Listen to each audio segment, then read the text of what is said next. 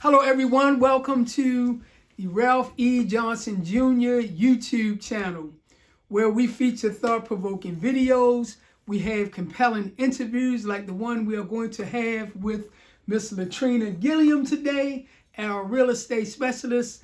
And we also have profound discussions about the society in which we live. Like I say, we have a special guest today. Miss Gilliam is going to educate us on Real Estate 101. And just tell us a little bit about yourself and why did you choose real estate as a career path? Okay. Well, thanks for requesting me and giving me an interview. I really appreciate that. Begging you for the interview, right? Thanks. The reason why I got in real estate, my mom was a real estate agent when I was younger. She used to be with O'Connor, Piper and Flynn way back when. So I know people probably recognize the name, right, I remember but we don't the name, right. see it around anymore. Okay. And I was just really fascinated. She used to carry a briefcase. So, as a kid, I was like, I want to carry a briefcase, like my mom or whatever. But I didn't get into real estate immediately after that. My mom now, she's in property management. But later on down the line, I found myself wanting to get into real estate because when I was trying to buy my first home, I had some problems, some struggles. I did use my mom as a resource, but she was no longer she wasn't practicing, a practicing real estate agent anymore. You know what I mean? Gotcha. So because I had challenges with just navigating the process with the agent and stuff like that, I wanted to become an agent and make things a little bit easier. I feel like for home buyers and whatnot, especially when you're a first-time home buyer, you really kind of at the mercy of the person who's assisting you because you don't really know anything about it, and knowledge is power, right? So now you're an expert at it. Yeah, right? And I educate my clients on the process and stuff like that, so they know what to expect and they won't be going through anything blindly. Everything is transparent, open, and honest. Yeah. Sound like a winner. Okay, Latrina, let's just get right to it. What is the first step in the process of purchasing a home? Okay. So if you want to purchase a home, the first step will be to become pre-approved. What you need to do to become pre-approved, first things lenders look at is your credit score. You want to have a credit score at least about 640 or above. They look at your debt to income ratio. So the debt to income 640. So if it's 2020, you roughing it a little bit. So you can find something with a lower credit score, but it's going to be a little bit more challenging for a person with a lower credit score to find a bank that will lend to them. And you don't want that because your interest rates will be a lot higher. So it's better for you to get, to have a higher credit score. You don't want to just aim for 640. You want to be 640 and above. The higher, the better. That's what we want. And then the next thing we look at, the lender will look at, is your debt to income ratio. So the debt to income ratio, I believe it should be 42% or lower. The lower the better. What is that? That means that would increase your buying power. So you don't want to have a lot of debt out there. And I always suggest if you looking to make a major purchase or something like that, such as a vehicle, you should put that off until after you buy the house, basically. Okay, that sounds like advice. Yeah. I forgot another thing of the process, which is one of the most important things. They want to know where the money's going to come from, right? You need to have some money saved up. So you want to have some money saved up. It's always suggested to have at least 20% down to put on the house. But there are some programs out there where you can put as little as 3.5%. And then another thing is that they offer, state and local government offer incentive programs for first-time home buyers. And then also I always suggest to people to reach out to their employer to see if they offer any type of assistance for first-time home buyers as well. So. Great. Definitely great information. And you definitely have to manage your finances properly. Yeah. And then once you become pre-approved, you reach out to an agent and you go house hunting. So, yeah. Wow.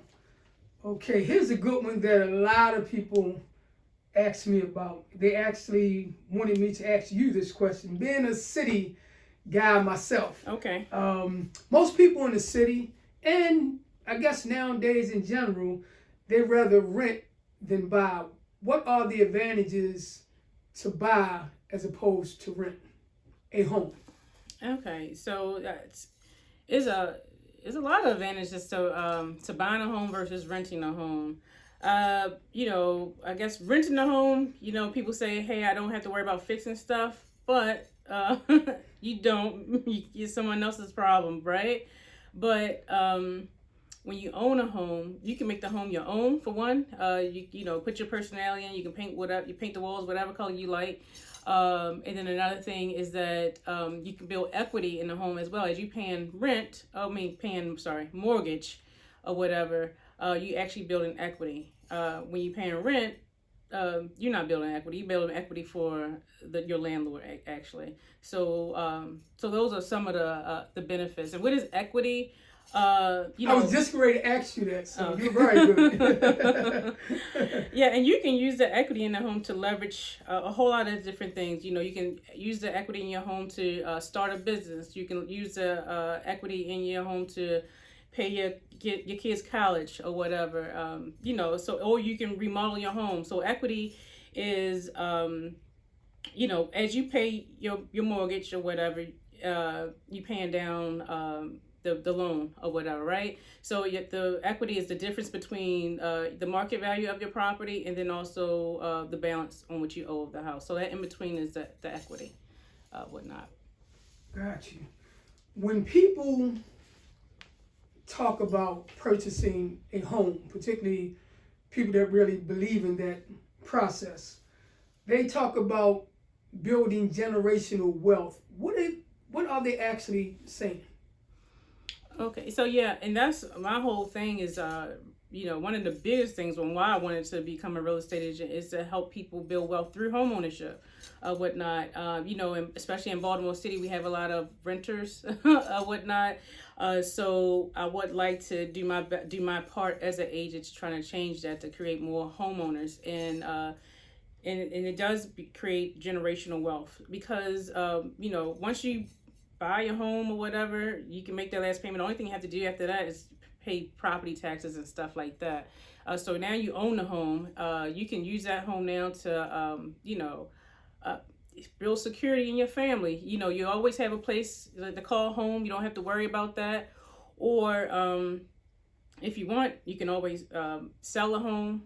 That's another way you can build wealth. Or the way that you can build generational wealth, I already kind of touched on it previously about how you can leverage the equity in your home and stuff like that, about starting a business. There's so many things that you can do whatever when you buy a home or whatever. And like I said, now you own, it's something that you then own. You can actually pass it down from generation to generation. Yeah, you can sell it and then the property value goes up. You know what I mean? So it's a bigger, it's an investment. I mean, I'm thinking about my grandparents when they bought their home, for what, $30,000, $60,000 way back when or whatever. Right. And then now if you look at how much the properties is worth now, it's a big difference or whatever. So that's what we're talking about when we saying building generational wealth. And basically the same here in Baltimore, because once they start revitalizing a lot of these areas and that gentrification thing, that process started happening, the same houses that cost pennies on the dollar, now they want hundreds and hundreds of thousands of dollars. Exactly. So that's part of the investment process. Exactly. Okay, wow. Oh, and speaking of Baltimore City and houses, we have thousands of vacant houses here in Baltimore that actually can be salvaged that the city owns. Why don't the city sell city residents some homes so that they can salvage the homes and revitalize the neighborhoods? It seems like that's not going on. Great real estate opportunities for the citizens. Why isn't that happening, in your opinion? They still do have programs, vacancy value programs that's offered in, in Baltimore City. So I won't say they not doing it. It's challenging sometimes dealing with Baltimore City and the way, and the government sometimes maneuvering through stuff or whatever. I wouldn't want to say that it's not happening. It's just probably not happening at the pace that we would like to see or whatnot. But I do believe that it is important to for people to invest in Baltimore City and to trying to keep its residents. And then people have to do their homework as well. Yeah, do that homework basically. Do that research and and invest or whatnot. Because I don't want to say that it's not happening because it is happening. It's happening. But we just want to have I guess I would want to see more people able to access that, and a part of that is education, to understand the process and knowing that even is available to you, because a lot of times we just don't know. Right. So I think that's the case, because they do have like I said, they do have programs out there. So I would always suggest reaching out to some, like a real estate agent or whatever, to find out more and navigate that process. If you're looking to invest as an investor, if you're looking to home ownership, you're looking to buy a property, and you're okay with fixing up, because it's programs that help you fix up homes too. So yeah. Okay, sound like a winner. And I guess if a lot of citizens wanted to get information, they probably would call City Hall, Human Resources, Housing Development, and things of that nature. Exactly. Okay, sound like a winner. Now, before I ask you, I'm going to ask you the pop-up question, and then I'm going to ask you another question. What happened 2008 with the housing boom? It seemed like a lot of people, from where my understanding is, it was a lot of subprime lending where these real estate people knew that the people couldn't actually afford the homes, but they sold them the homes anyway. What was that mess all about? I will say that's before I got into the game. Okay. but I do know about it. Okay, gotcha. We all know about it. We all felt it. As a society or whatever. What I can say is that we have so many different things in place now to prevent stuff like that from happening.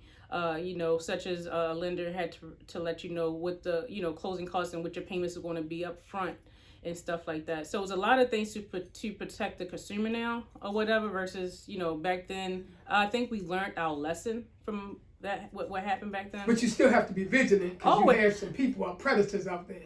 I think it's always, anytime you have people, period, you're going to have good and bad in everything, no matter professional, no matter what. And it's always good to do your homework and to be knowledgeable, so no one will take advantage of what you don't know. So that's what I would always suggest to do. But I wouldn't, like I said, but it is, it's things, if you feel like something's being, not being done to you fairly, it's steps that you can do to, Right. But the main thing, you say, investigate, do your research, and everything that looks golden may not be. Yeah, and if it's too good to be true, the verse most of the time it's not. But again, a lender do have to let you know beforehand what your payment's going to be like, and you had know all the details and make sure you can afford it and stuff like that. And I always say, don't go into, you don't want to be house poor anyway. Right. You don't want to take on too much that you can't, that you comfortable with or whatnot. Again, just do your homework. That's what I would always suggest. Be a smart consumer or whatever. It's we in a world full of a whole bunch of stuff. We always bombarded with everything, but Okay, sound like a winner. Now here is an interesting question. What are your hobbies when you are not dealing in the real estate world? Oh, that's a tough question. That's a really tough question. I like to cook. I like to cook. I like to go to different restaurants, and then I like to come home and try it out. I'm an amateur, I'm an amateur cook, but, I like to do that. It always puts a smile on my face. But I also like to do nature walks and stuff like that. That's something I like to do just to clear my mind, and spending time with family and loved ones. That's another good thing I like to do as well. So those are my hobbies. Definitely sound like a winner. So what are your last words? And that's for the video, your last words for the video. Okay. I always have to clarify that. Okay, so my last words would be, I think home ownership is very important. You make an investment in yourself and into your family when you're buying a home or whatnot. And sometimes people qualify for a home. They say, I don't qualify for the home that I would like. So it is a such thing we call a starter home. You know what I mean? You get that, you first get your foot in the door, you build an equity up into your home, then that way you're able to purchase your dream home. See that time and time again. So if you have any questions about real estate, I definitely will be happy to assist you. And again, my Latrina Gilliam with Keller Williams Legacy. Right. Do you have any information that you would like to give the public, a phone number, a website? Oh, yeah. So you can reach out to me. Because you have me wanting to buy a home right now. You can reach out to me. You can follow me On Facebook, what's that? Latrina Gilliam. It's my name, Latrina Gilliam. Realtor Latrina Gilliam. That's my Facebook name, and also on Instagram, same thing as well. And if you want to email me, it's yourrealestageantlg@gmail.com. Ms. Gilliam, thank you very much for stopping by and sharing your wisdom and knowledge. I'm pretty sure the audience really appreciates what you are bringing to the table. Thank you. All right. Appreciate it.